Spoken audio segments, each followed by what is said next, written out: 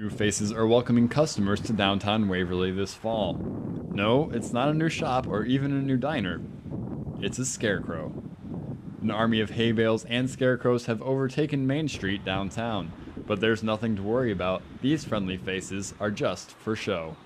We always have a fall open house, and we wanted to make it something that, as you're driving through Waverly, it's kind of festive, it's kind of neat to see, and we've seen other towns with different themes, mannequins, stuff like that, and we thought, scarecrows would be a neat thing. The Waverly Chamber of Commerce, along with Love and Lace, provided Main Street businesses with their own scarecrow. Each store has personalized their very own scarecrow just the way they want it. We put our scarecrow on a chair and have a sign that says, if you're decorating for the changing season, stop in. Scarecrows like this may seem like they're just for show, but downtown businesses have a bigger goal in mind. Local shops want to let more people know that all of their shopping can be done with just a quick stop right across the river.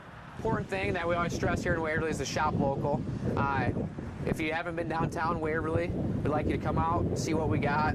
You'd be surprised once you go inside the door what Waverly does have to offer. Reporting for WTV8 News, I'm Ben Hoppenworth.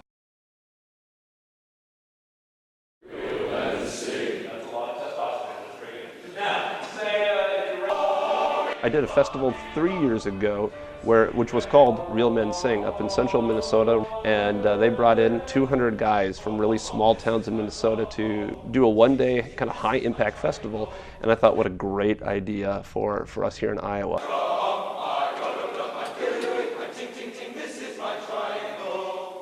It's a really exciting event. We started it last year. We have about 150 7th grade through 12th grade guys attending, and it's just exploded this year. There's about 450 people involved in singing here. We have a couple songs here, a couple songs there, but it's just to give them that experience of singing, in a choir of 450 men.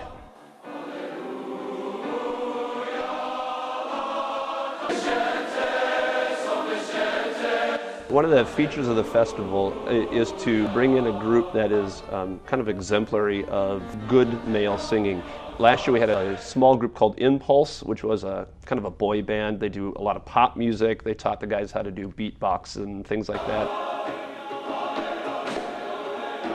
This year it's a much different group. To bring Conscious in is a huge deal. They're one of the world's most renowned men's ensembles. There's basically 3 famous men's ensembles in the world right now, and Conscious is one of them.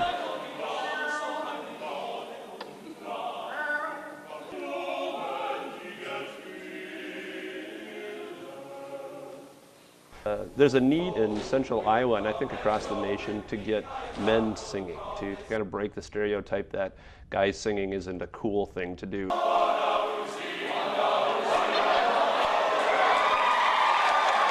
It's real men sing, and that's what we're trying to show. We're trying to show these kids that they can sing, and singing can be cool. It can be cool to be in a guy's choir, especially a choir like Ritter Corps, because we have fun and we goof off and we play around, but then we make awesome music, and that's the part that kids, in high school especially, they have to fight that stigma.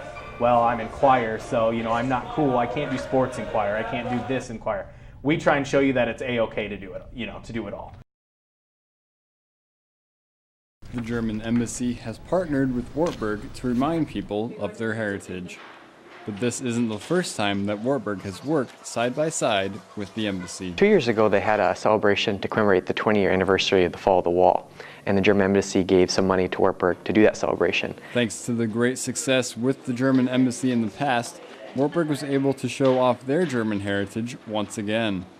A week full of German art, music, and even some dancing brought Wartburg and the city of Waverly back to their German roots. I just think it's a fun connection to look back on, to know where we came from, to be able to celebrate culture and diversity, and know that we came from Germany and that there's a culture with that. The German culture was in full force last Tuesday with a show from a UNI folk dance group that brought back the Lederhosen and the dance steps of old. With these dances, not only did people watch and learn, but they also got to have some fun. It was very exciting. Some of us are clumsier than others, and at the end it was a kind of polka with bowing and clapping and moving on, and he kept us moving, and everybody really enjoyed doing it. The dancers were a lot of fun. There was some audience participation at the end, so everyone got to learn how to polka dance. Thursday's main event let students from Wartburg and high schools around the area show off their art skills and their German heritage with a display of pictures and drawings. Gallery visitors were able to vote for their favorite piece that best described Du Deutsch. There were so many different kinds of takes on German culture, the present and the past, that were very, very striking and appealing. The week ended with a day full of music and poetry. An organ recital provided the sounds of Germany to a crowd of Wartburg students, teachers, and members of the community. Later Friday night, Du Deutschers heard a slew of German-inspired poetry written by local high school students, most of which were written in German. This ended a week that brought all of the sights and sounds of Wartburg's history back to Waverly. I think it's been, in my estimation, a very, very good week with a good deal of diversity involving German language and culture. Overall, the week showed the impact of German culture on Wartburg, the community, and the world. Sam Schumacher, a senior at Denver High School, had the idea to get involved with an organization called Souls for Souls while attending a leadership conference at Wartburg this summer. We had to pick a community service project to do, and we did some research and stuff, and I'm really interested in shoes. I'd heard about it before, so I looked more into it, and I decided I really liked it, and that's what I wanted to get into. Souls for Souls is an organization that sends new or used shoes all around the world to help out kids who aren't able to have new shoes themselves. Schumacher says there are multiple reasons why kids are really in need of shoes. Let's say a place like Africa. Many of the kids don't have shoes, so they're not allowed to go to school. Shoes also protect from many viruses and diseases. So having a pair of shoes could in turn save a life of a child. Souls for Souls uses volunteers like Sam to help collect shoes from all around the country. Unfortunately for Sam, here at Wartburg, things weren't starting off like he had planned. At first there wasn't a great response from Wartburg, and I was afraid that maybe that wouldn't be the case. We wouldn't get a good response because at college you have a set pair of shoes that you need here and you don't have all kinds of old ones laying around. Luckily, after a sluggish start, things really started to pick up. Now, how many shoes could he really collect? Sam has over 700 pairs of shoes so far. It's been an amazing success story for the first 2 months of it being an active service project. During those first 2 months, help came from a place where there's really never a shortage of shoes.